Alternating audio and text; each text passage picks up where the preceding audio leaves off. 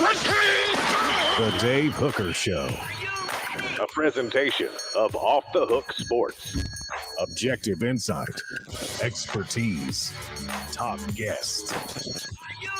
Available on YouTube, Apple, Spotify, and the Off the Hook Sports app. Download now for free. Also available on offthehooksports.com. I compute and obey. Now to Dave Hooker. Ready. Here we go. All kinds of good things happening over the weekend for the Vols. We want to talk to you about that. Get on board now. We greatly appreciate that. Good morning to you, Travis, and the others that are on board. A lot to talk about with the Orange and White game. Tennessee picks up a commitment as well. And so a lot going on. And Hendon Hooker's draft landing may be coming a little bit more clear. I'm not sure. There's so much smoke screening that goes on in the NFL draft process. Good morning to you, Smoky Mountain Red. And good morning to you, Caleb Calhoun. How are you, sir? I'm doing good. How are you doing today, Dave? I'm well. I was out on the left coast last week, so thanks for filling in. Greatly appreciate that. And Tennessee hits it up in the Orange and White game. I encourage you to go to offthehooksports.com. We have several articles, including Tennessee's newest commitment, that I want to get to as well. But first and foremost, let me get your initial thoughts on the Orange and White game before we get to winners and losers, general takeaways, and it'll be brought to you by Craven Wings. But let me go ahead and start with today's tough question, and it's brought to you by Craven Wings. Craven Wings, they had their, I believe, second brunch over the weekend on Saturday. It's phenomenal. Always fresh, never frozen. Craven Wings has fantastic food. And I'm going to go with Jacob Warren. Go with the signature sauce, 87, just like him, and you're absolutely going to love it. Craven Wings, 3 locations, and you definitely need to check them out for fantastic food. More to tell you about Craven Wings coming up and some potential prop bets that are out there. So let's go ahead and get to that now. It's today's tough question. Take a side. Take a stand. The Dave Hooker Show, a presentation of offthehooksports.com. And it is brought to you by Craven Wings. Let me ask you, as I did on our Twitter account, Caleb Calhoun, who won the spring game? Brought to you by Craven Wings. Who won the spring game in your mind? Thoughts? I think it's pretty clear who won the spring game, and he won it by default, and it's Joe Milton. And the reason Joe Milton won the spring game is we saw that even though the potential is there, Nico Iamaleava has some things he's got to work on.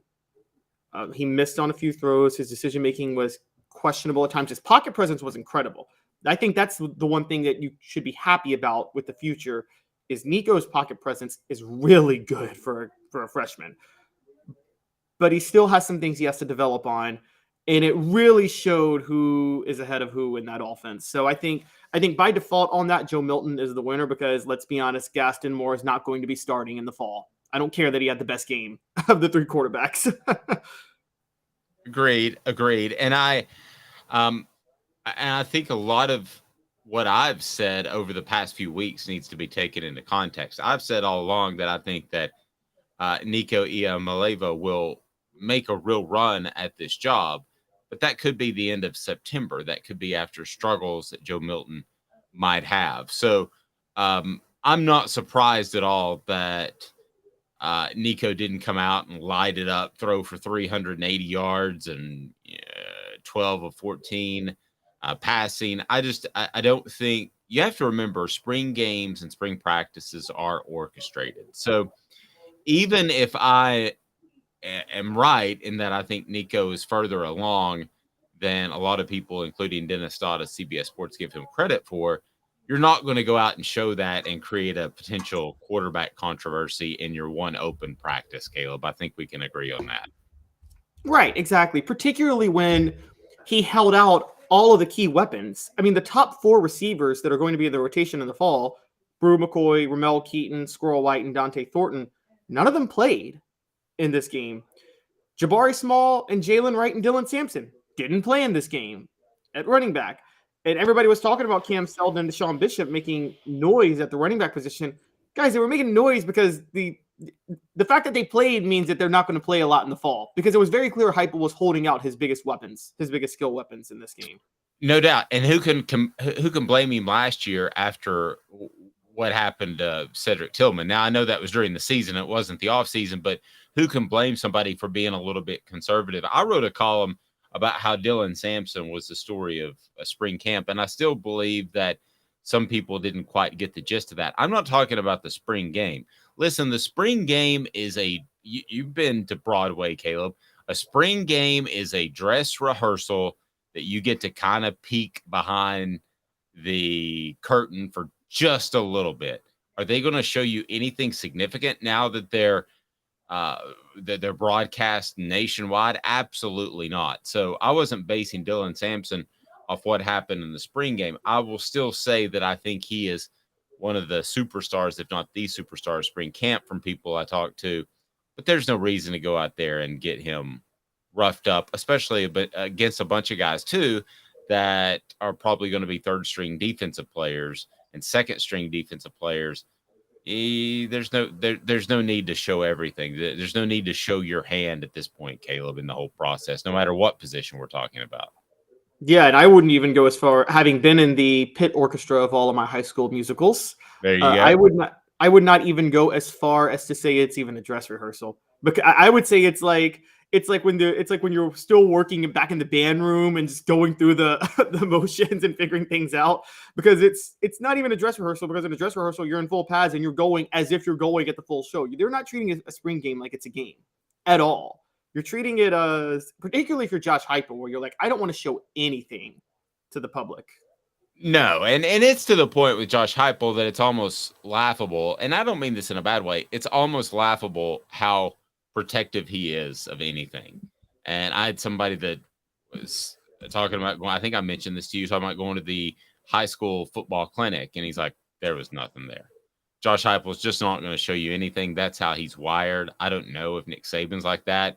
I don't know if other successful coaches are like that. I know that Steve Spurrier, everything was open. He didn't care if you saw everything. He felt like that he was going to one-up you on game day. Josh Heupel is a very protective coach, so he's going to hold people out. He's not going to show people much in the spring game, which is why all along I didn't think they should charge $5 for the spring game, Caleb. Yeah, but I did agree with you that they shouldn't have charged $5, but if you can get 60,000 when you're charging $5, that's the equivalent of like having 90,000 for the A-Day game, which happened when Nick Saban was first at Alabama, I guess 15 years ago. That was incredible that they were able to pull that off. I give them a lot of credit.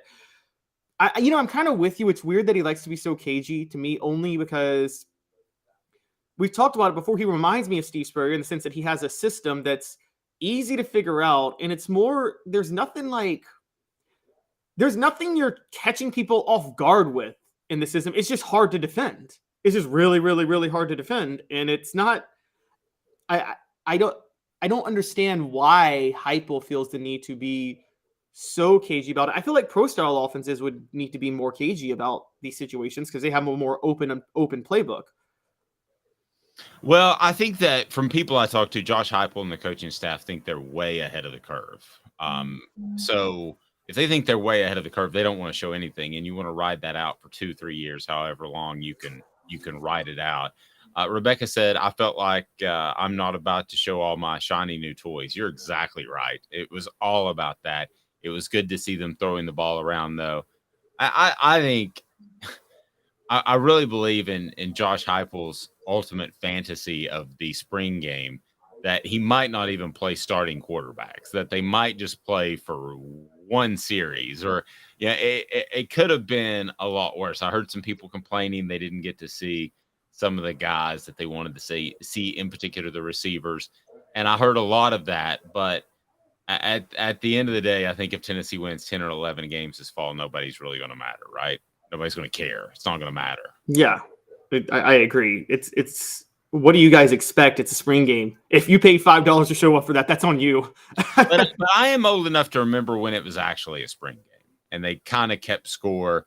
And I'm old enough to remember the transfer in early 2000s where they kind of went to a scoring system, like an interception, you got 5 points or that sort of thing. So I do remember them trying to make it feel like a spring game. I remember Butch Jones doing the Peyton Manning against was it Alabama, where he ducks to do the quarterback sneak and then he ends up rolling out and they would throw it and he threw it in the corner of the end zone for a touchdown, and they had that drill. Do you remember that by chance? I remember that they had specific drills during the spring game with Butch Jones. I don't remember exactly what they were. They were like, it was like skills challenges, I remember. Yes. So I would kind of rather see that, to be real honest with you. I would. I mean, as opposed to a game, I felt like they were trying to force a square peg into a round hole on Saturday because they got a coach that doesn't want to show anything, yet they want to show their fans something. Yeah, no, that's very true. You're right. It's a tricky situation to be in. But the thing that when you say you don't want to show it, when you say that Josh Heupel's ahead of the curve by 3 years, is he ahead of the curve in the sense that it's not that he has an offense that no one has seen. It's that he has an offense that no one's figured out how to stop. Right. I think he thinks that. And I think that also, and let me give you a little bit of an insight without giving stuff away for those that are on board. Please hit that thumbs up button, the like button.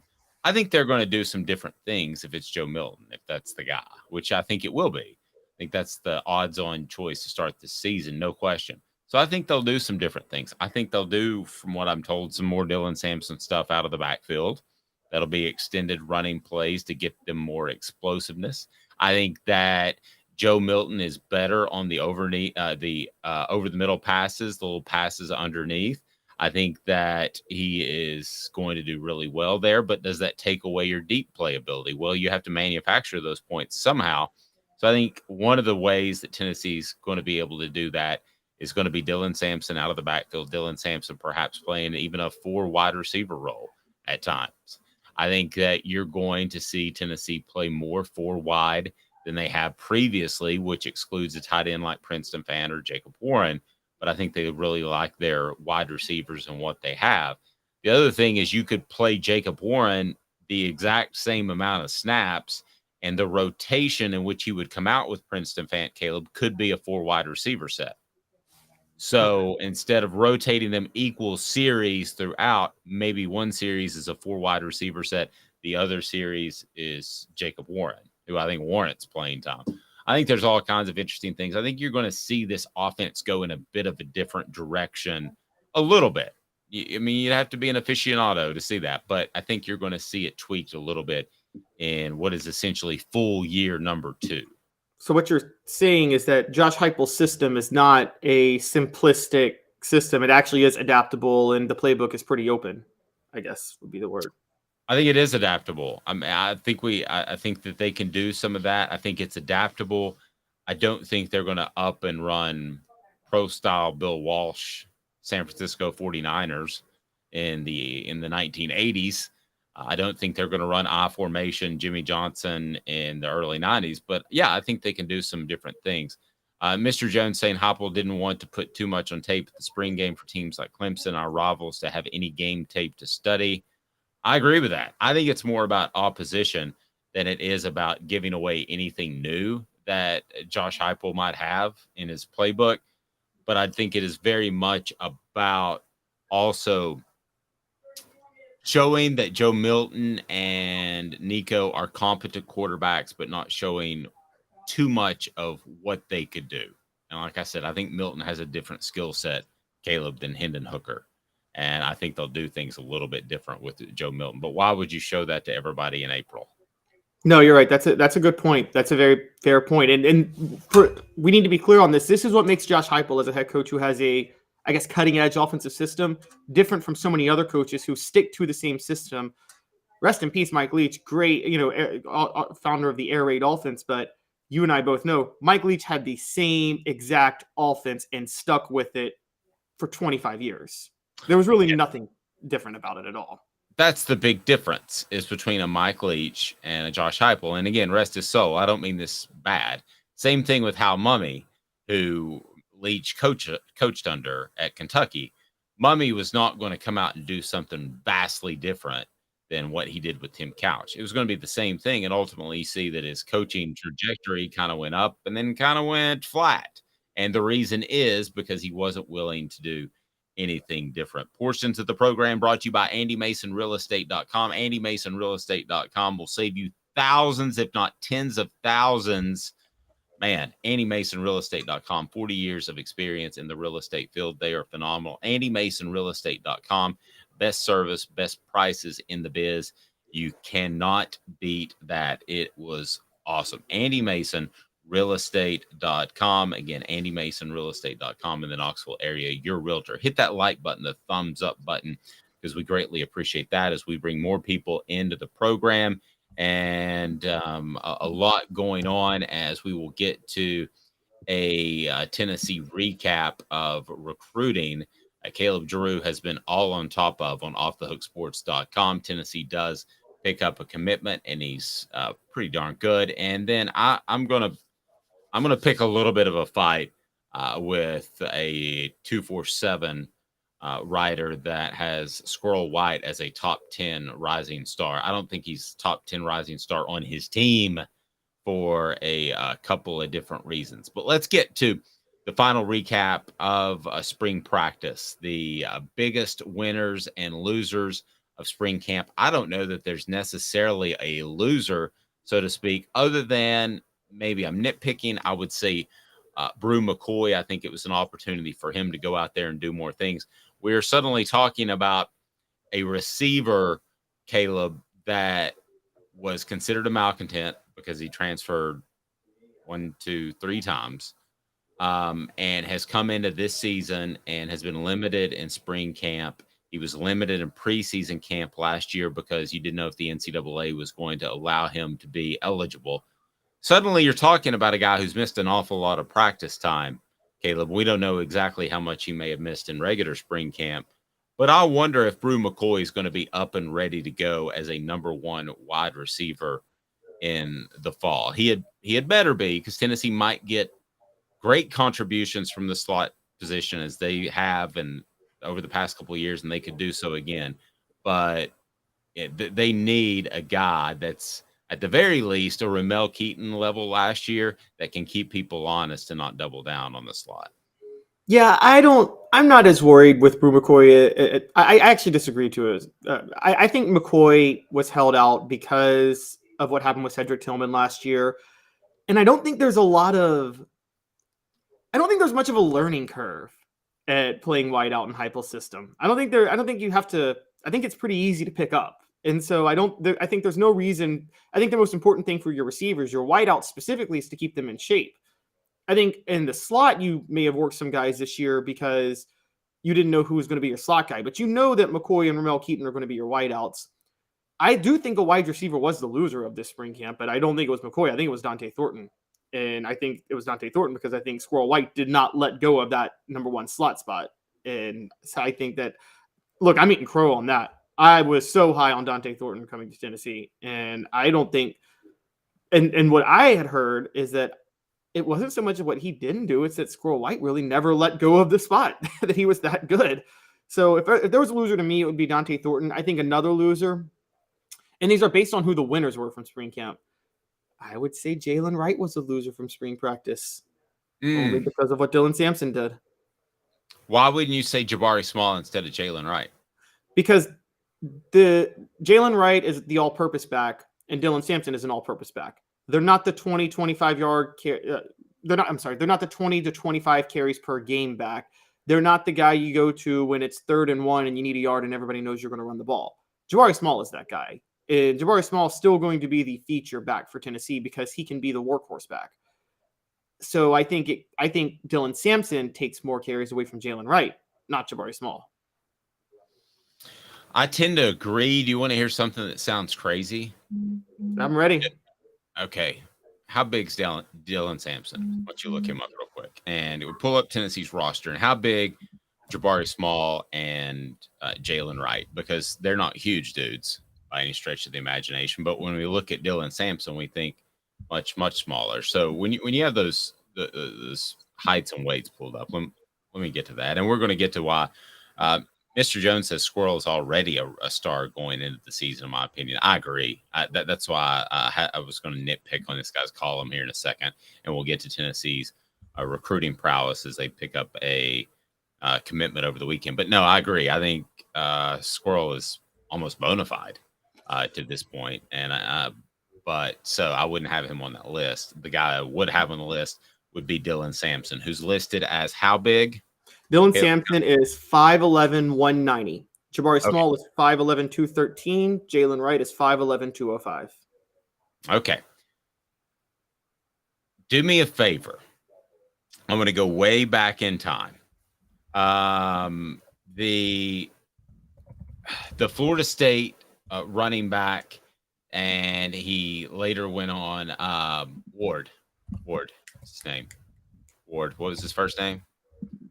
Well, I'm thinking I know Charlie Ward, the quarterback. I don't know the running back. No, the running back who went on to play for the Bucks along with Allstott. Warwick Dunn. Warwick Dunn. Okay. How big was Warwick Dunn? Warwick Dunn was 5'9". I'm trying to look at his size. Wow. 5'9", 187? I thought Warwick Dunn was bigger than that. Okay. So I'm just going to throw something out there that was said to me. All right.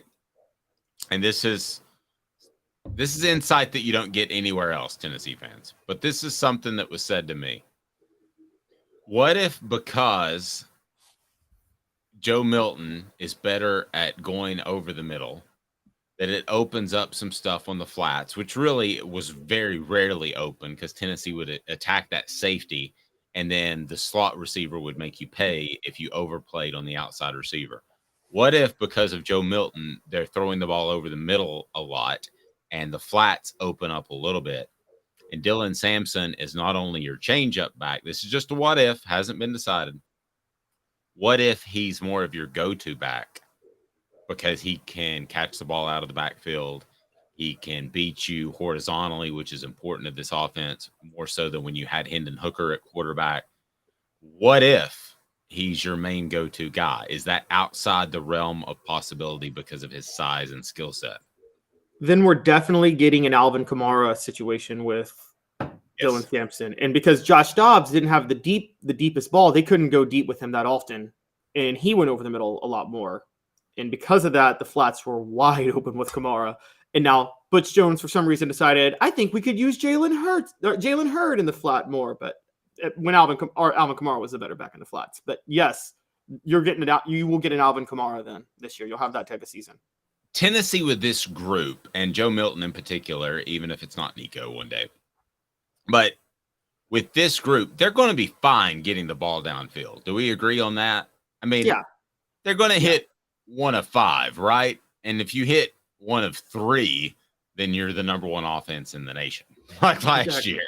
So if you hit 1 and 5, you're going to keep them honest. I'm not saying they're just going to completely forget the deep ball at all. I just wondered if this offense might be a little bit closer to the line of scrimmage and might throw more things within, let's say, a 20-yard intermediate throw as opposed to downfield. I'm talking about little tweaks at the end of the year, Caleb. I'm not talking about major overhauls, so we're on the same page. Here's what's going to happen with this offense. And this is what we've noticed in the Clemson game. And I think a lot of people are forgetting this about the Clemson game. It wasn't the same type of offense, not just from the over-the-middle perspective. It wasn't the same type of efficient offense you had with Hendon Hooker. There were lots of drives where Tennessee didn't do anything in that Clemson game. Remember, you're going to see it's going to be weird to watch because there's going to be a lot of drives where Tennessee doesn't score at all or doesn't do anything, and then there will be a few where they do what they need to do, and then you remember those few because it scores enough to win. But because here's the thing, Joe Milton, like you said, is going to miss on deep balls. Those are going to be drive killers, and he's going to miss on a lot more of those deep balls than Hendon Hooker did. And Hendon Hooker didn't hit on all of them.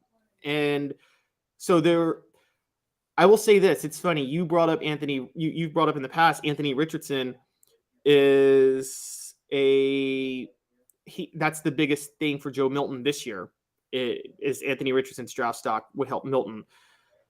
I think you're going to see Milton's draft stock will be much more of a product of Heupel's offense than it is him. And that's going to be the difference between him and Hooker. I think Hooker did things alone that actually helps his draft stock. I think Joe Milton, the offense itself will allow for him to score on just enough during the year where his draft stock will stay high. But I'm going to be honest, Tennessee's offense is going to be a lot less efficient this year per drive. Fair, but they might be able to run the ball every bit as well. And Darnell Wright's a big loss, but I think that this team is going to continue to develop in the running game. So efficient's kind of a funny word. I would lean more towards the thinking of that Tennessee's not going to be as explosive, and that's going to limit their efficiency underneath, because I think you're going to see safeties walk up a little bit more than they used to. Now, it's up to Joe Milton and Josh Heupel to burn those guys off the line, and then things open up underneath as they did last year. But at the end of the day, I maybe think higher of Dylan Sampson than some that are out there in the community. And I can tell you that a lot of people in Tennessee's football team think very, very highly of Dylan Sampson. So is this some sort of situation in which he could be the every down back? That's saying an awful lot. But could he be more than just the scat back type of guy? Yes, I think so. Go ahead and click on that thumbs up button. The like button helps us bring the program to more people. Just some insight from what I'm hearing. We've got a lot going on today. If you haven't subscribed yet, you have to do that, because we have How About Jacob Warren and Cooper Mays coming up today on our YouTube channel. So there you go. Weigh in. You can do it on the message board as well. It's today's tough question, brought to you by Craven Wings, and it's pretty simple. We can go all over the place. Who is the MVP of the orange and white game? We'll get to that and more Tennessee with a big commitment. 2 minutes. Back with you with Caleb Calhoun. I'm Dave Hooker, offthehooksports.com. And Craving Wings South North Shore location, where we've heard people say that you can get the best wings in East Tennessee. Pero ¿quién es este? El número 87, Jacob Warren. I'll just do 6 of my sauce 87, please. Imposible, señorita. Dale 6 más. Look at these wings. Perfectas, deliciosas, fantásticas. Man, I don't know what you're saying, but it sounds awesome. How do you say fresh, never frozen in Spanish? Frescas, nunca congeladas. Make your way to Craving Wings and get you 6 más. But what was funny about Cadis, we were a full continuum of care at that time.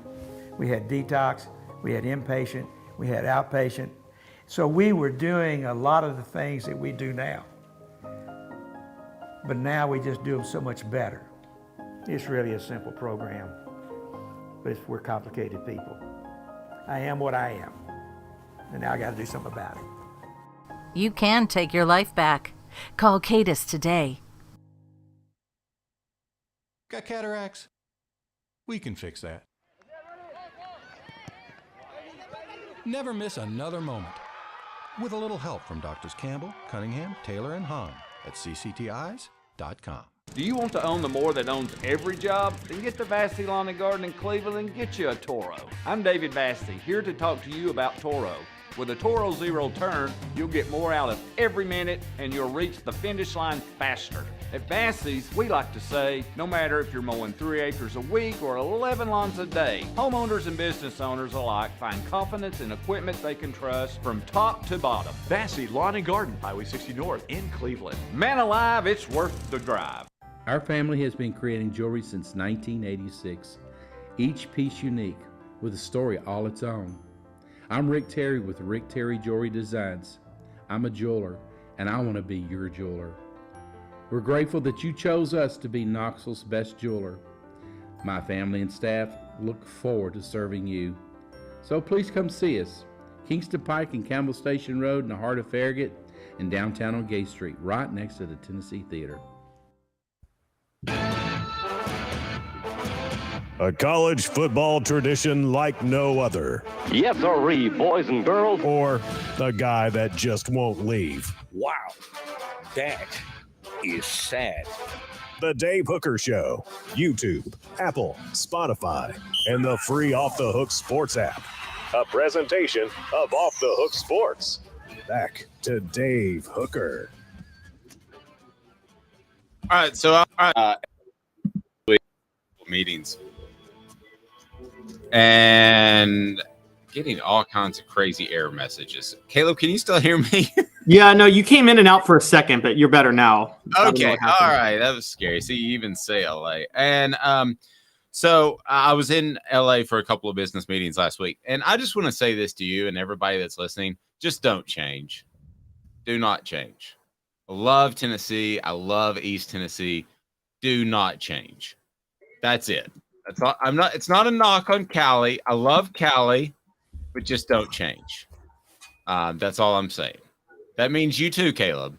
Even though you're not in East Tennessee at this very moment, I consider you an East Tennessean, or at least a Tennessean, since you grew up in Memphis. But just don't change. You're not allowed to change. Not a knock against Cali people. When you say don't change, you mean just don't change your personality? Yes. Okay. Well, why would I change my personality? My personality. I don't know. Your personality's golden. I don't even know what I'm thinking or why I went in that direction. But also the way you drive. Don't change the way you drive. And I've never even driven with you, but I bet better than I won't change the way I drive, but I'm just going to say it.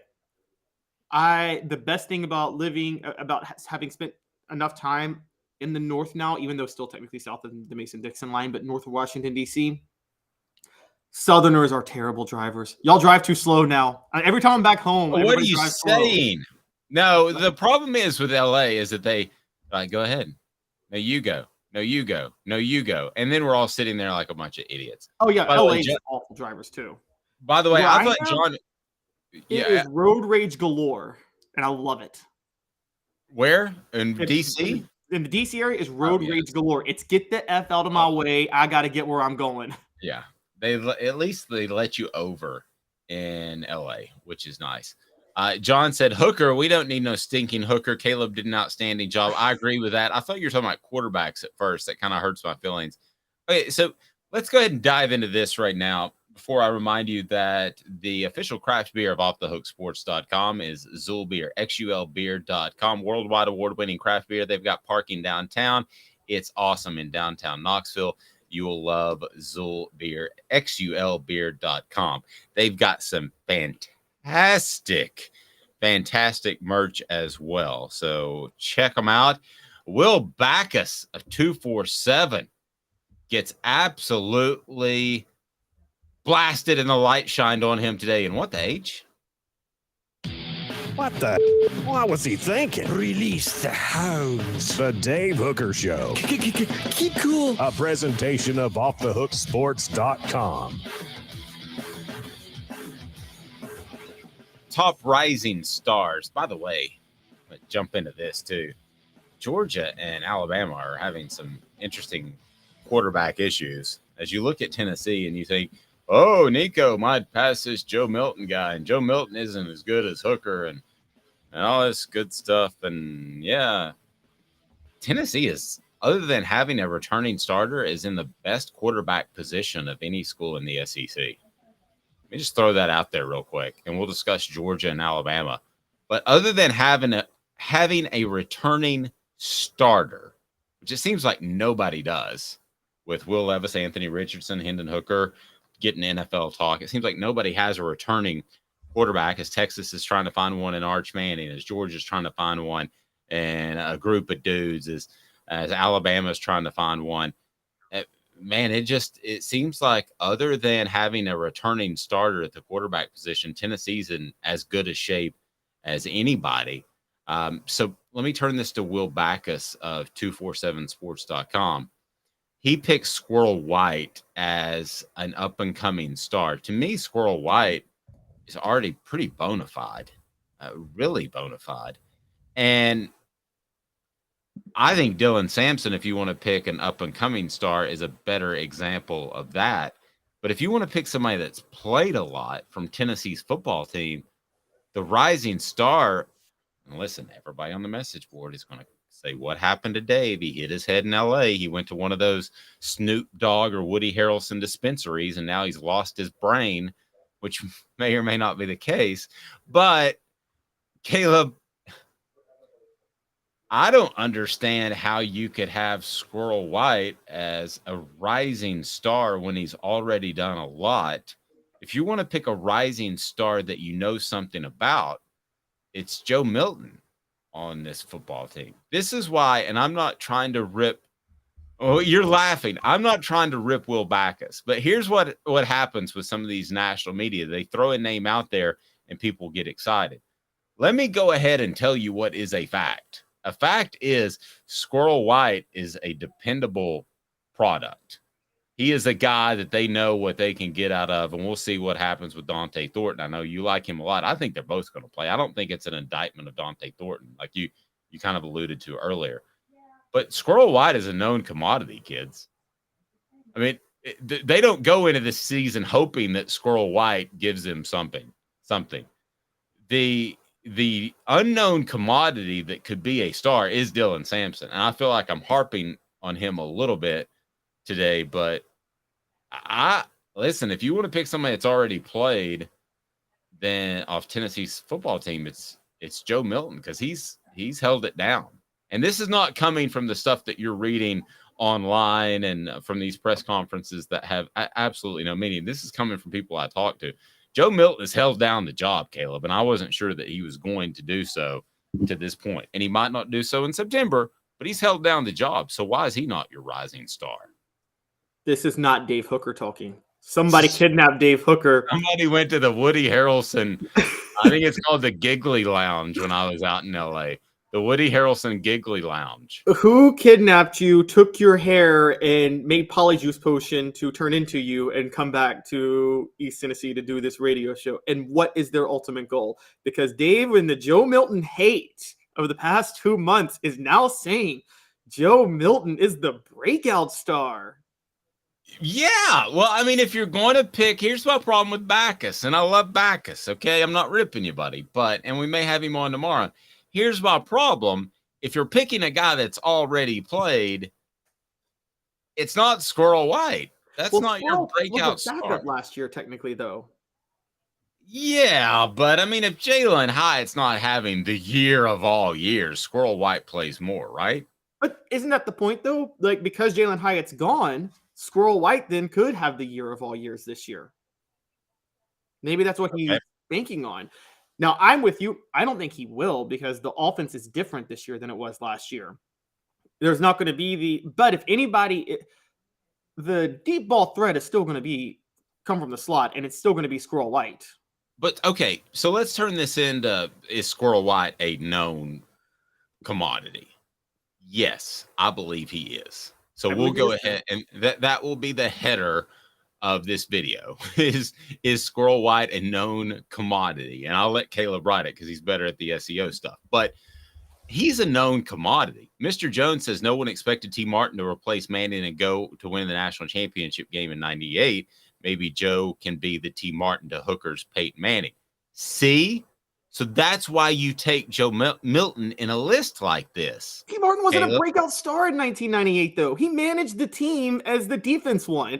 I agree. And in the spring, he was incredibly frustrated. By the way, the Celebrate 98 series is going to start before the end of the month. We're excited about that. But T. Martin that spring was incredibly frustrated because they were holding him back. He was frustrated throughout the fall. They're not going to do that with Joe Milton. They can't. That's not the way this offense is built. There's not a great enough defense to lean on. There's not a great enough running game to lean on. So that's why if you want to pick a breakout star, make it Joe Milton, because that's the guy who could win the Heisman in September or October. The guy that wins the Heisman in September, October never actually wins it. But we always say, oh, that guy, that Ron Dane of Wisconsin, boy, he's got that thing locked up in September. I mean, I don't know. Tim Tebow won the Heisman when he was a freshman. He won the Heisman his sophomore year, but he won it when he was a freshman because of all the hype. Well, but I'm just saying with the the only thing that Joe Milton doesn't have going for him is the ultimate lead in, which a lot like players have that have won it before or that have been in the running before. That's all he's missing. He's a good story. He's an opportunity to step into an offense that's already clicking. Joe Milton should, if you want to talk about players that have played, it's not Squirrel White. I mean, they don't have a meeting, Caleb, saying, okay, Brew McCoy's a given. Ramel Keaton's a given. Man, hope you get something out of Squirrel White this year. They're not having that meeting. But it's not about known commodities. It's just about who takes the giant leap forward. Like, again, Squirrel White last year, you're not talking about him when you have Jalen Hyatt, Cedric Tillman, Brew McCoy, Ramel Keaton. You're talking about all 4 of those receivers before you're talking about Squirrel White. This year, you might be talking about Squirrel White over any of the other guys. It's highly possible. I also am just still, my mind's blown because Dave Hooker last week, Joe Milton loses the starting job at the end of September. Dave Hooker this week, Joe Milton's a Heisman candidate in October.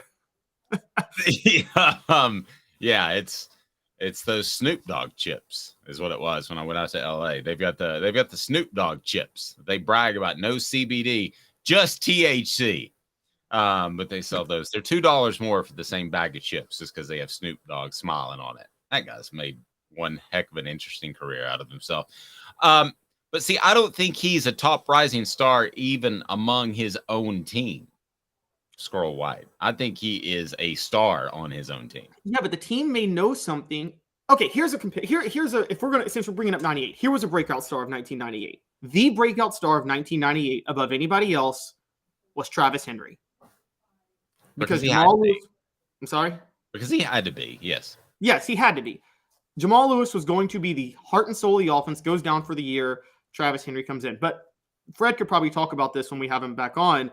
I feel like the team knew Travis Henry was a great running back. They just thought Jamal Lewis was better. Yes, I think they knew Jamal Lewis was better. Now, I don't think that we knew that Travis Henry was as close to Jamal Lewis as he was, did we? I think we all were shocked that he could do that. He did what he did when he came. Yeah, at the time I saw Jamal Lewis, and I was like, that guy runs angry. He's a special, different type of player. This is a phenom. And he turned out to be, he ran for 2,000 yards in the NFL. Okay, if you were going to pick a top rising star on this football team, you can't say the name Dylan Sampson, Squirrel White, or Joe Milton. Who are you picking? Dylan top 10 rising star on this football team. And I kind of did.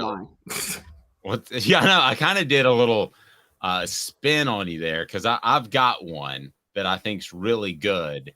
But I kind of played a little mind game with you there. I'm going to see if you follow it. So you can't pick those 3. You can't pick Dylan, Joe, and you can't pick Squirrel White. So how about the message board? Who wants to weigh in right now? Travis is still blown away that I'm on the Joe Milton bandwagon. I am. Dave needs a vacation to clear the fog. That's right. And no, I didn't go to eat the Snoop Dogg chips. But Travis says Nico is crying somewhere right now. He's not. All right. So you pick somebody that, and yes, I said Milton and Heisman in the same sense. He'll be in the Heisman conversation if he has the type of spring that keeps Nico on the bench. He had the type of spring that kept Nico on the bench. Well, I mean, the type of fall, excuse me. Mr. says Nathan Leacock may be a sneaky pick for rising star under the radar. That's the type of guy that I'm talking to. We know this team better than the national writers. No offense to this 247 guy. We know this team better than they do. So I'm going to give you mine. Keenan Pili is the guy who will be the breakout star this year that nobody is talking about right now as of April. Wait a minute. We just talked about Squirrel White not being a breakout star because he's a known commodity. Keenan Pili's a 3-year starter, not for Tennessee, but he has been a 3-year starter in college football. How are we going to call him a breakout star? Well, I think the average SEC fan knows Squirrel before they know Pili. So that's why, to me, he's a breakout star. Now, if we're having this show for our BYU fans, our fans out in Utah, then certainly Keenan Pili is a known commodity, but we're not. We're having that show in the South. So I believe that he will be the guy that at the end of October, no offense to David Pollock, but people like David Pollock are saying, well, we weren't talking about this Keenan Pili guy much a couple of months ago, but I think he is going to be a really good player. You're not going to say that about Squirrel White. You're going to say, thought he would live up to expectations in the offseason, and he has. Portions of the program brought to you by Campbell, Cunningham, Taylor, and Hahn. I'm going to give you one other opportunity to come up with a good one that hasn't been mentioned, Caleb, so the pressure's on you. Campbell, Cunningham, Taylor, and Hahn. Look at me.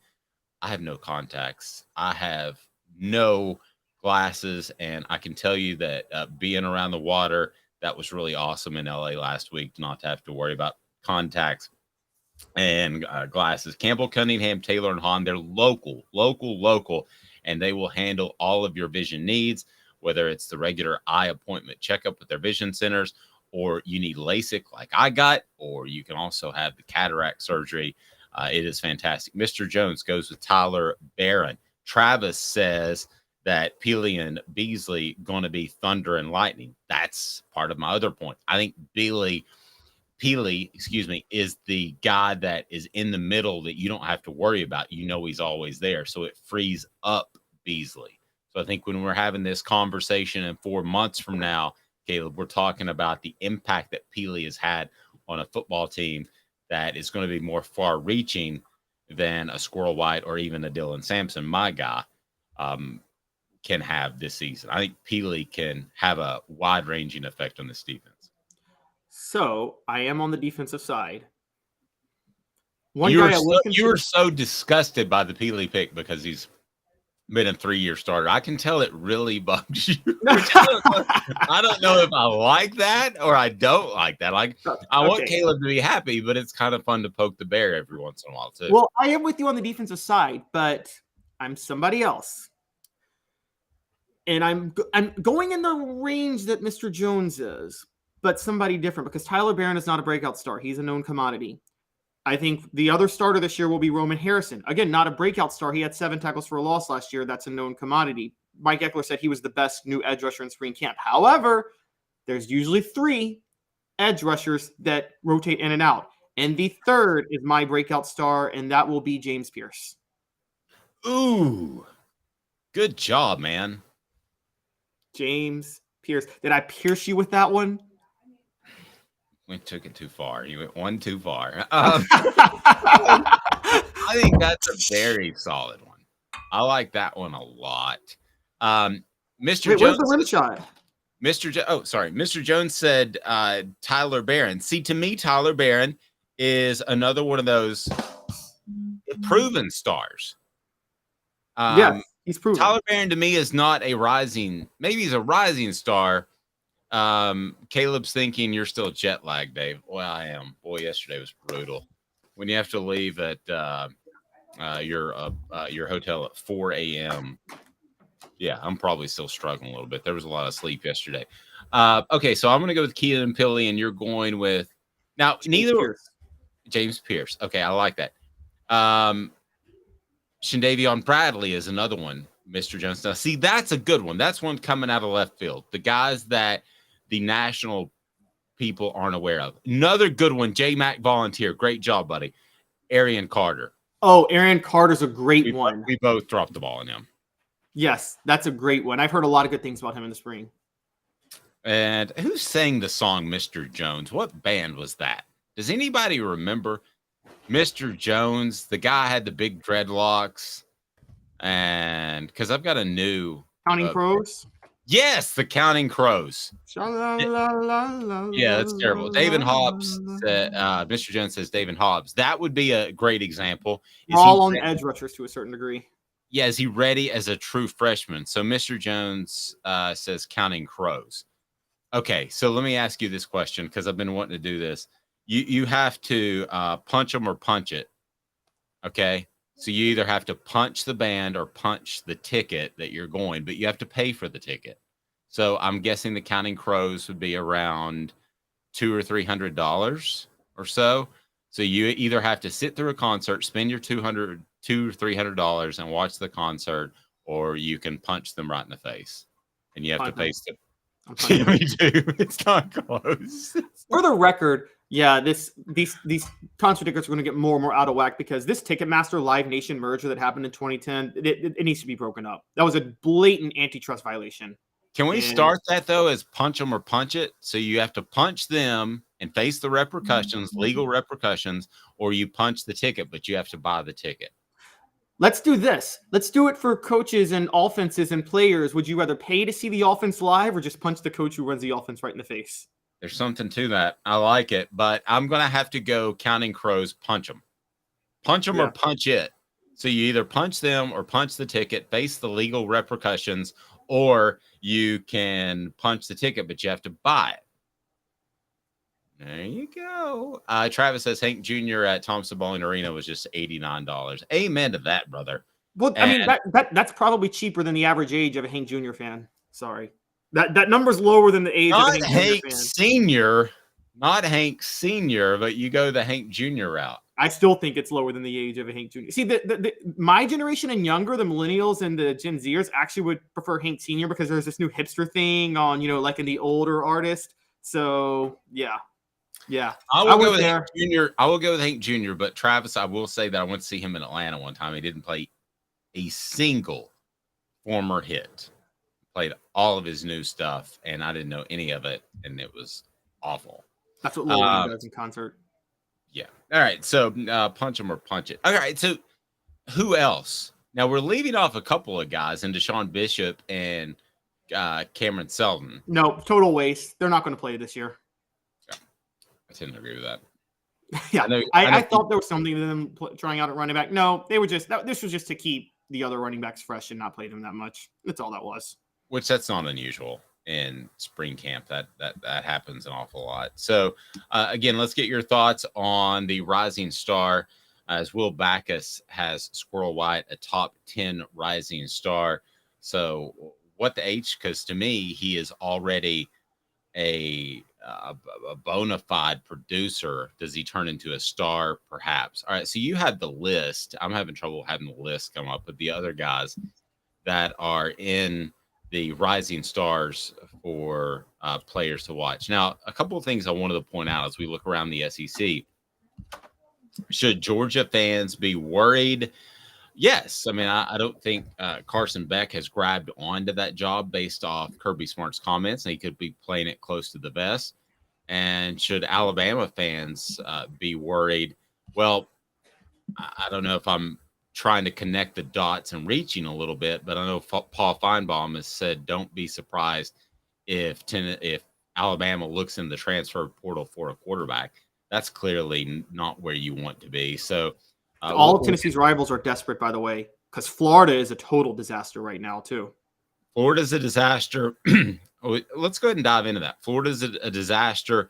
Kentucky is going to be a disaster, as I think the Blue Falcon, Mel Kiper, and the Dynamite, who is, I can't remember his name, who is the other recruiting, the NFL draft guy they have on? Todd McShay. Yeah, they're going at it over the weekend. I heard some of that while I was on the plane. And so the Will Levis debate can go on, but I think we would all agree that Will Levis and Kentucky would be better if he were back another year. At least Kentucky. I don't agree. You don't think he'd be better to even come back? Kentucky would be better, wouldn't they?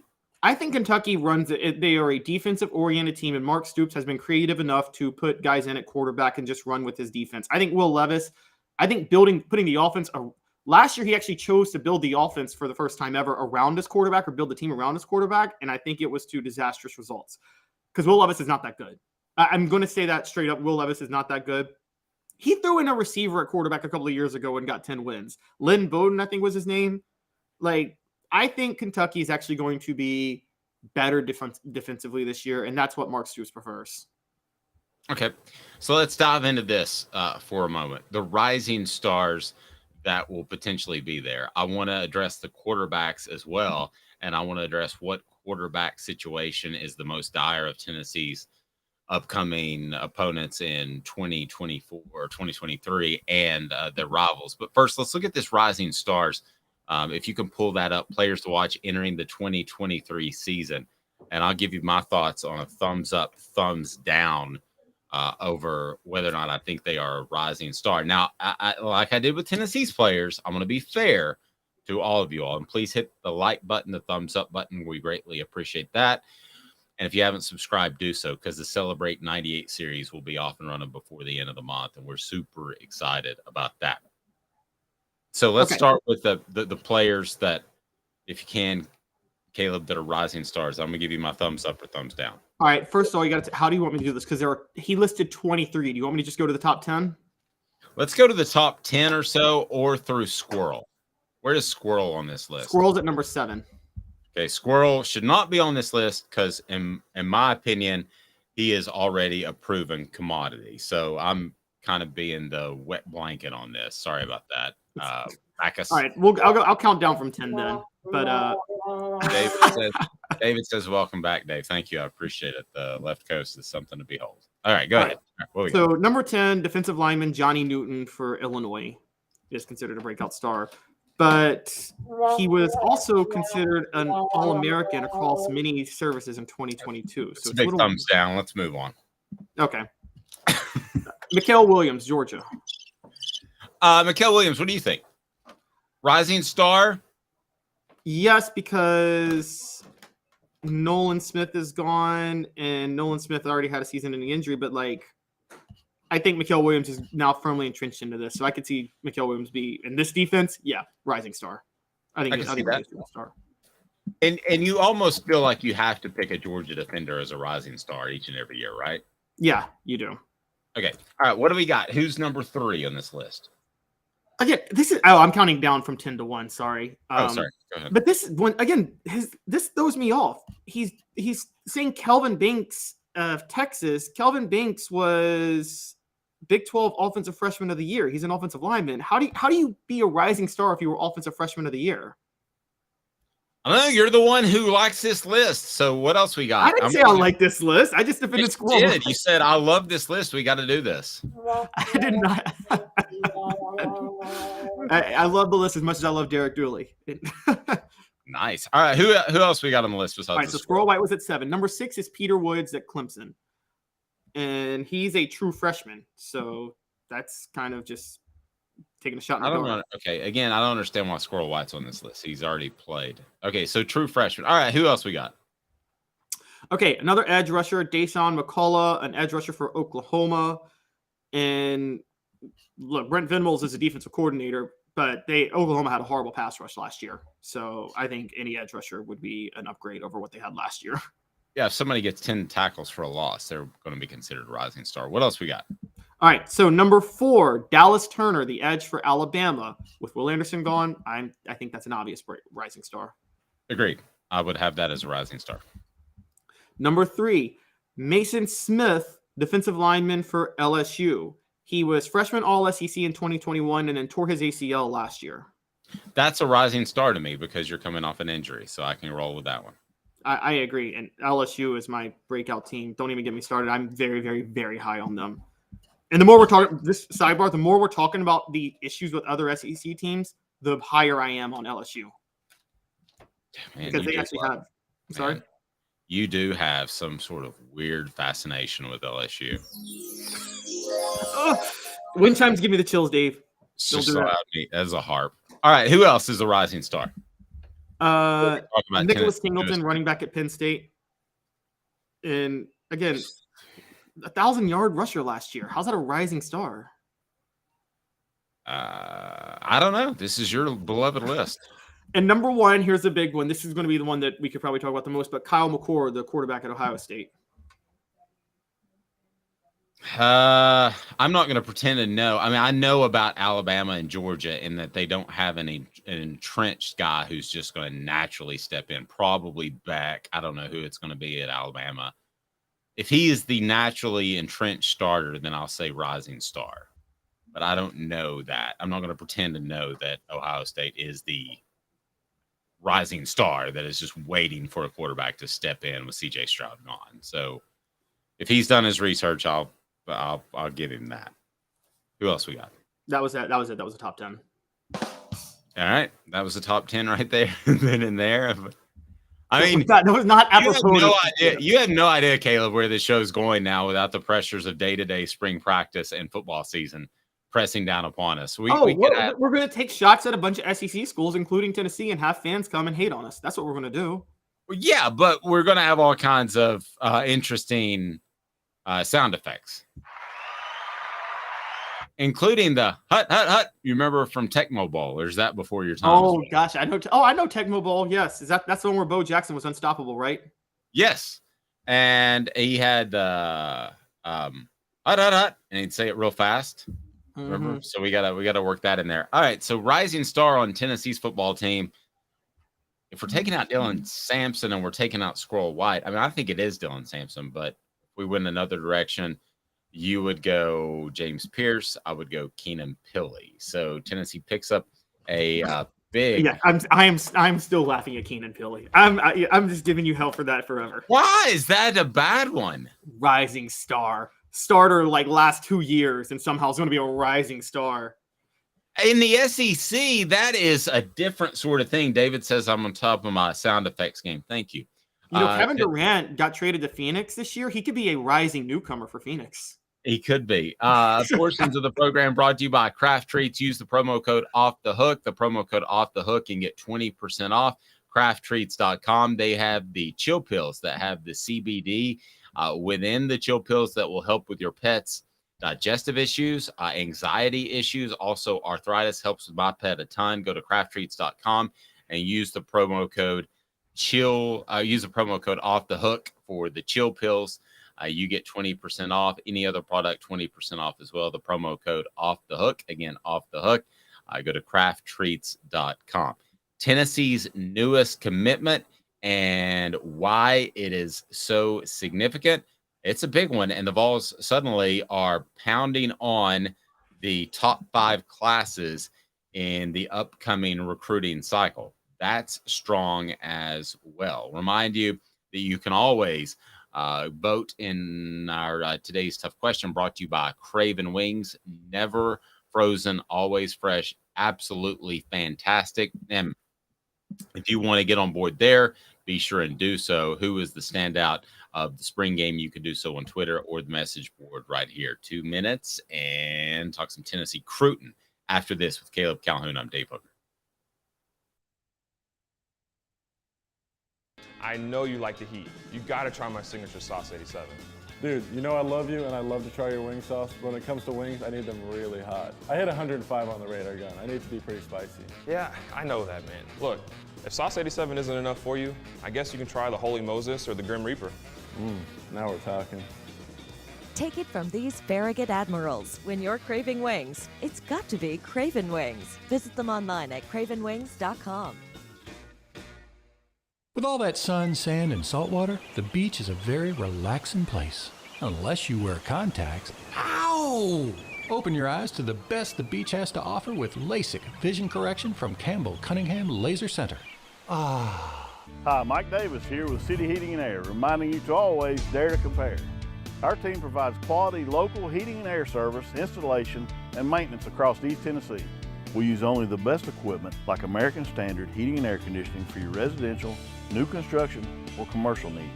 Honesty, dependability, and customer satisfaction have been the cornerstones of our business since 1961. City Heat and Air. Dare to compare.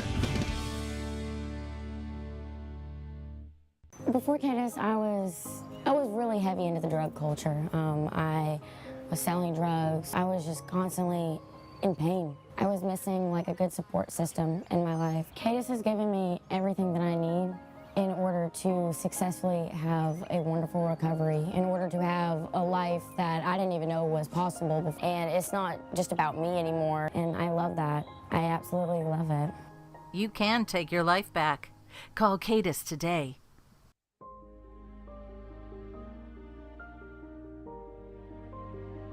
Our family has been creating one-of-a-kind pieces of jewelry in West Knoxville since 1986. Each piece is a combination of unique processes that bring your idea to life. Every day in our shop, a truly special item with a story all its own is being manufactured in our facility, bringing the history and family sentiment into a whole new generation of life. We're grateful that you chose us to be Knoxville's best jeweler, a title that we value and respect.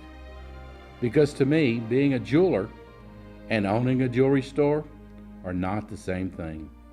I'm Rick Terry, I'm a jeweler, and we want to be your jeweler.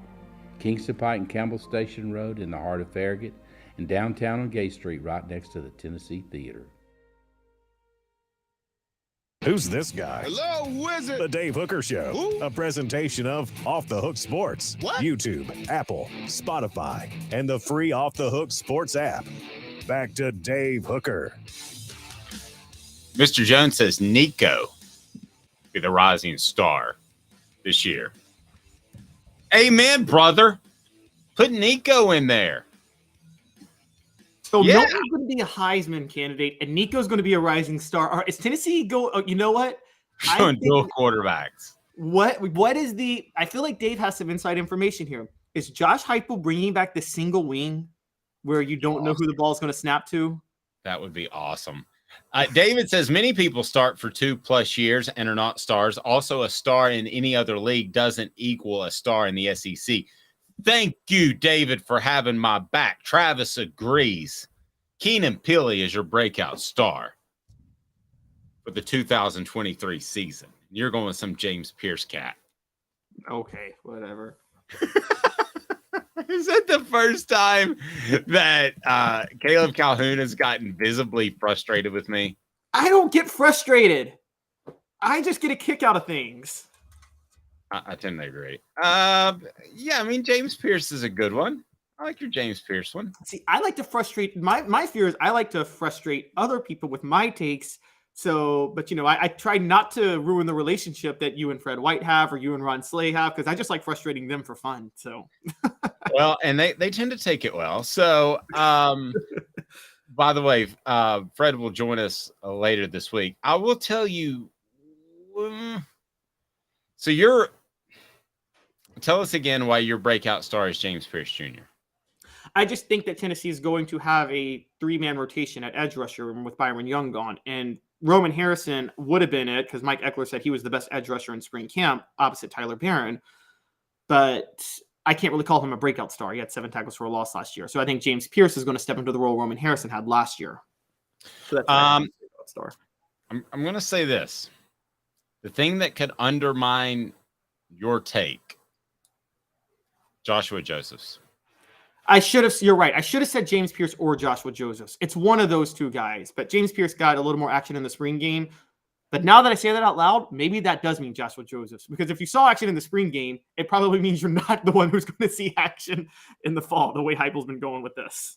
Yeah, I think he makes it a little bit more difficult on your prediction. Because I think he has a better understanding right now than Pierce, and maybe a little bit more physically gifted. But Pierce is the type of guy that during the 2023 season or the 2024 season, the light switch is going to flip, and he's going to turn from a good player to a really good player. And now the message board is saying you're waffling a lot. Caleb Calhoun's waffling brought to you by City Heating and Air Conditioning, cityheatandair.com. Integrity matters. City Heating and Air Conditioning. Man, you may need a new HVAC unit when the temperatures get warm, but you may not. You may just need a part. Well, with a company like City Heating and Air Conditioning, it's been in town for over 50 years. You know you're going to get the best integrity. Integrity matters. City Heating and Air Conditioning, cityheatandair.com. So they bring you Caleb's waffling today. Okay. Travis is just mad that I took a shot at Hank Williams Jr. and his fan base. And I just said they're old. Yeah, we could get into the Kid Rock's fan base and start a conversation on Bud Light, which we are not going to do. God, I'm so sick of this conversation on Bud Light. Waffle House, a new sponsor. That's right. We bring Waffle House into the program where Caleb's takes are scattered, smothered, and covered with God knows what. My takes have a lot of flavor, guys. His takes are chunked, diced, and covered. You know what? The reason people get confused is because, by the way, rising star of 2023, Off the Hook Sports guys. Let's just say it, the rising YouTube channel star of 2023 is. Amen to that. And what people don't understand is I don't double down on things with new information. If new information proves me wrong, I'm willing to accept it. Now, it rarely happens because I'm usually right. No, but I will give you that. You are right about, and you and I have a very similar outlook on that. Like I was told Nico was holding his own midway through camp, and that's when I maybe backed off just a little bit. Some of the things that I've said. But if I'd have been told Nico's starring, that would have been completely separate. 4 downs, and it's brought to you by Bassey Lawn and Garden. We talk some Hendon Hooker, who continues to make waves over the weekend, even though he's not playing the football. It's 4 downs now, brought to you by Bassey Lawn and Garden. 4 downs. 4 questions. 4 answers. The Dave Hooker Show. 4 Downs, a presentation of offthehooksports.com. Vassy Lawn and Garden, Man Alive, it's worth the drive. They've got the industrial mowers. They have the commercial mowers, residential as well in Cleveland. Easy to get to from Knoxville, Nashville, or Chattanooga. Vassy Lawn and Garden, Man Alive. It is worth the drive. You will love it. So I'm going to blow 4 downs kind of out of the water, if you don't mind. And we're going to go extra downs. What are Hendon Hooker's best landing spots? So this is purely from Hendon Hooker's standpoint, not from a content standpoint, not from a team standpoint, but where do you feel like he would best land and best make the biggest impact? Let's start with the team that I think everybody wants him in our listening audience to go to, and that's the Tennessee Titans. Would you give that a thumbs up, thumbs down on essentially what is first down? Caleb Calhoun, would that be a good landing spot? I am a Titans fan, but they are undergoing a massive transition now, and I don't know what the future holds, so I'm going to thumbs down that. If this were 2 years ago, I would. If they were sticking with the same philosophy they had 2 years ago, I'd say thumbs up, but it's hard for me to figure out what they're trying to do long term, so I'm thumbs downing it now. I would have to go thumbs down as well. The Houston Texans? Thumbs down, one of the most incompetent organizations in the history of professional sports. I go thumbs down as well. Indianapolis Colts? I'm going to go thumbs down because they just haven't stuck with any sort of stability the last 3 years. So I can't thumbs up them. I agree. And I'm going to go thumbs down too, because you take out a guy named Peyton Manning, and what has their history been like? Andrew Luck should have been a Hall of Famer. They sent him on suicide. Well, they put him on suicide watch, though, as Stephen A. Smith would say, because they couldn't get him. They could not put an offensive line around him, forced him into early retirement. What we really found out was Peyton Manning was masking a lot of flaws on that offensive line for years. Well, I think he was masking a lot of flaws in that organization. Oh, I agree. I don't even think look, I said this, and people, hot take, ready. I would not put Reggie Wayne and Marvin Harrison in the Hall of Fame, even though they're going, because I think they were complete products of Peyton. They would have been average guys if it wasn't for Peyton throwing them the ball. I think they got really lucky drafting Peyton, and I think they almost drafted Ryan Leaf. I think it's that bad of an organization, but they got really lucky with Peyton, and he saved them. The Carolina, so I'm going to go thumbs down. That would be a bad fit. Carolina Panthers, thumbs up, thumbs down.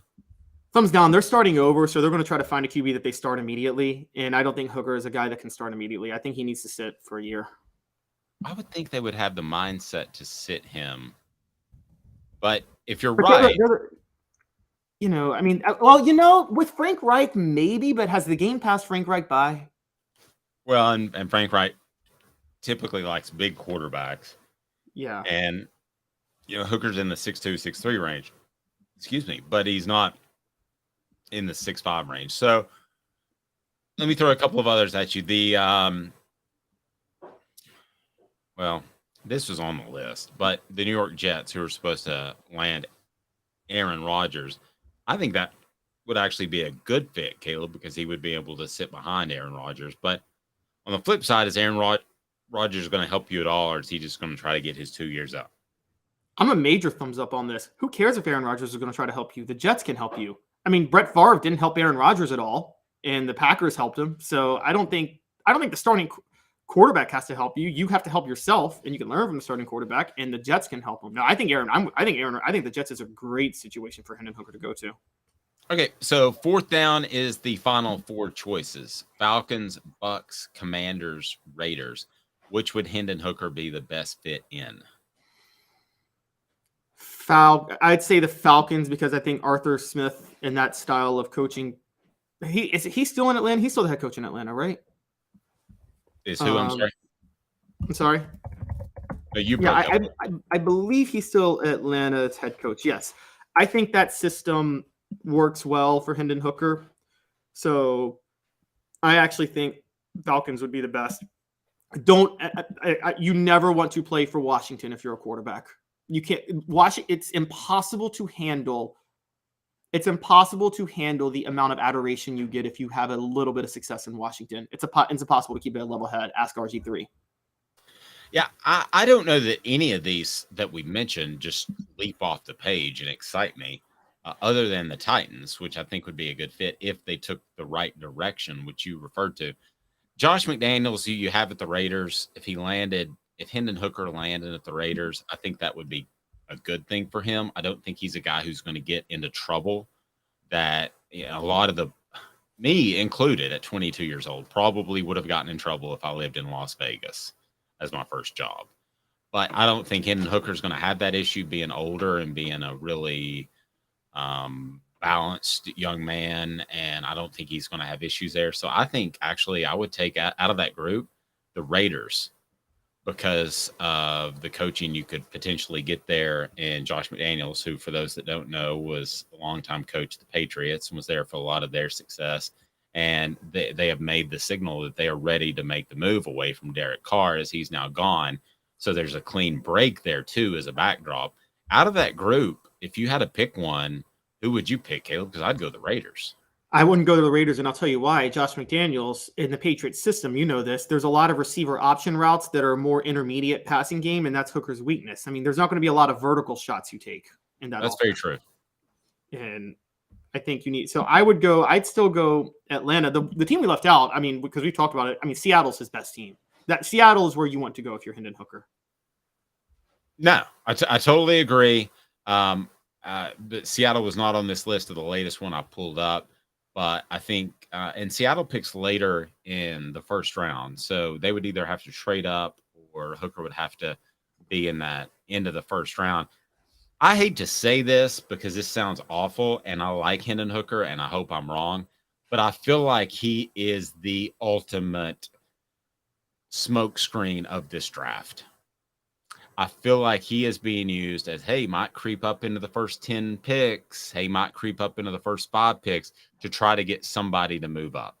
I feel like he is the ultimate smokescreen of this draft and will end up going into the first round, early second, despite all the optimism about going higher. Oh, I agree. I think that was because it came nothing. It came out of nowhere, if you remember, that you had Mel Kiper and everybody saying, we don't believe in Hendon Hooker. We have all these issues. And that was right after the combine. And then like a week later, with nothing else to show, with no new material whatsoever, all of a sudden Hendon Hooker's draft stock is rising through the roof. That doesn't make sense. The timing is way off. And I think that you're right. Teams are trying to overvalue his stock, hoping someone bites. But look, I'm just going to be honest.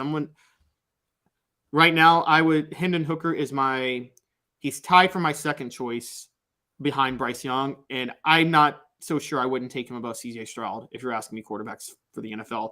It's easily above Will Levis and Anthony Richardson. Those will be 2 giant busts in the NFL. I agree. I've no debate amongst any of that. And I think that Hooker there's not a safe pick on the board, and that includes Bryce Young because of his size. But I think Hendon Hooker is one of the safest picks because you're hoping that Anthony Richardson turns from a workout star to a player. You're hoping that Will Levis isn't as cocky as he'd come across. So Will Levis has no intangibles, and he's not that good. Yeah, and I think that, honestly, if you looked at this group and you looked at them with an objective eye, I think the safest pick is actually, as crazy as it sounds, Hendon Hooker, other than Bryce Young. To me, Bryce Young has a question mark of his size, but he's just such a playmaker. I think it's him and kind of everybody else. However, that being said, I think Hendon Hooker has very few questions about his ability, which doesn't happen a lot for a guy who could float to the beginning of the second round. So Tennessee, if you haven't checked it out yet, go to offthehooksports.com. They pick up a commitment, a 3-star safety, Idris Farouk. Your thoughts on him and how I'm pronouncing his name? Would you judge that as good, bad, not so great? Dave, what are you doing? I think you did it as good as you could. This is still, Josh Heupel is going all in on defensive backs until he can shore up what happened last year. That's so very clear. He's already got Shamar Arno committed for 2025, cornerback. This is a big deal because Tennessee's losing Jalen McCullough after this year. So I think this is again, throwing things at the wall, see what sticks with defensive back. That's what Josh Heupel's doing. When you were off last week, Dave, I brought a little bit of a history lesson. What Josh Heupel's doing with defensive backs is what FDR did during the Great Depression, which is the New Deal. What a lot of people don't know is most of the New Deal programs was FDR throwing stuff at the wall to see what would work. He didn't actually know what was going to work or not work during that time period. And Social Security was just thrown at the wall, like, let's try this. and so that's basically what Josh Heupel is doing at defensive back. He's throwing stuff at the wall, see who he can find. Nope, I would agree with that. Let me tell you a little bit more about Farouk, a 3-star safety who committed to Tennessee over Arkansas, Colorado, Ole Miss, Wisconsin, and Penn State. He visited over the weekend, and he ranks as the number 561 player nationally, number 47 safety, and the number 17 player from Maryland. Attends St. Francis Academy in Baltimore. What does that tell you about Tennessee recruiting? It tells me that Tennessee is still willing to be in reach mode, try to get a guy early who other schools haven't identified, and then hold on to him. But the simple fact is, nowadays, with players getting paid in the transfer portal, you don't necessarily have to hold on to him. Let's say, this guy is 6 foot tall, 180 pounds, and he shows up to his first game in the fall, and he's 6 foot tall, 165 pounds, and he hasn't hit the weight room. Nowadays, you can just cut bait with him, and it doesn't hurt your recruiting reputation at all. No, that's true. That's a very good point. And I want to call some people, like Tennessee right now is number 7 in recruiting. Don't get too excited about that. We don't know how it's going to end up in 2024. I still think they're going to have a great class, but you've talked about how the recruiting calendar's moved up, Dave. The truth of the matter is, though, still, even though the calendar's moved up, the elite players, they ain't commit until June at least. The bulk of the elite players aren't going to commit till June. So Alabama has, over the past 5-6 years, has had moments where they're not even in the top 25 in April, and then they're number 1 in June. So, So right now, Tennessee would be 7th overall, which would be it'd be 3rd in the SEC behind Georgia, who's number 1, LSU, who's number 2. So rounding out that top 10, Ohio State in at number 3, Ohio State in at number 2, Michigan number 3, LSU, as I mentioned, number 4, Notre Dame at number 5, Florida State number 6, Tennessee now number 7 with 9 commits. Penn State at number 8, Florida number 9, and Oregon at number 10. The one that deserves a shout out that I get accused of ripping a lot, kudos to South Carolina, who's in at the 11th position and has 6 4-star commitments. So major kudos to them. To be knocking up against the top 10 is pretty significant. I think ultimately South Carolina, though, will be judged in how they compete this season. Their prospects are getting on board early, but what happens if they have shortcomings on their coaching staff, which I believe they do, then do some of these guys bolt in October? We'll see. This is solely based on 2 4-stars they got because they beat Tennessee last year, Cam Pringle and Mazeo Bennett. And you're right. Those 2 could easily transfer midway through this upcoming year. And which, by the way, I want to bring this up. Speaking of transfers, Dave, I wanted to know your thoughts because we'll probably have transfer portal news over the next 2 weeks. I say don't read anything into this portal window. Players transferring into this portal window are players who are transferring because they weren't good enough to win a starting job in spring practice where they were at. Agree, but let me ask you this question. What if Tennessee takes a quarterback in this transfer portal? It's funny. Josh Ward and I talked about that last week, and you could see them taking like a veteran quarterback to have another option in case Joe Milton gets hurt. And I don't think that's a problem. But what I'm saying is don't expect any transfer they pick up in this window to be a starter. Yeah, I don't think that when you look in this window, if Tennessee takes a quarterback, that you're upset or concerned about Joe Milton.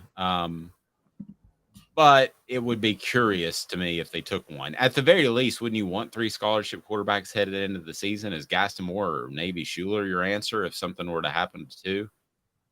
Oh, you absolutely need 3 scholarship quarterbacks. I mean, to be fair, though, throughout most of Fulmer's tenure, he only operated with 2 scholarship quarterbacks, didn't he? Yeah, the goal was always to have 3, but he rarely did because somebody's going to transfer even before the transfer portal rules were so loose. This has always been my thought on if you're a championship contender. Listen, if you're Butch Jones and this is the mid 2000s and you want to win 9 games, then you better make darn sure that you have 3 scholarship quarterbacks, right? Because what happens if you lose 2? Then you at least want to make a run for that 8-9 wins. But if you're Tennessee and you're thinking championship level, Caleb, if they were to lose for whatever reason, Joe Milton and Nico, they're not winning the championship. Yeah, that's the end of that conversation. I agree. It's look, right now they may not win one if Nico starts this year. He's still got a lot of work to do. So if they lose Joe, they're not winning a championship. And I'm still pretty high on they're just not winning a championship this year, guys. But I will say, and we'll talk about this later in the week, the SEC East is more in play than we thought. Yes, and we're going to talk about it tomorrow because Georgia's quarterback situation is not exactly coming into focus as I thought it would. So we'll see about that. But also Alabama's quarterback focus now may be on a transfer. And if so, what does that mean for Nick Saban's dynasty? Paul Feinbaum alluded to that earlier today, that they could be looking for a quarterback in the transfer portal, which I don't think is good news. Click that like button. The thumbs up button helps us. We'll be with you tomorrow at 10 o'clock Eastern each and every weekday. And we got some Jacob Warren and Cooper Mays coming up. So a lot on the program. If you haven't subscribed yet, you have to do that. Subscribe right now. He's Caleb Calhoun. I'm Dave Hooker. We'll talk to you tomorrow. Big things happening, including the Celebrate 98 series, which is just days away. For Caleb, I'm Dave. OffTheHookSports.com for the latest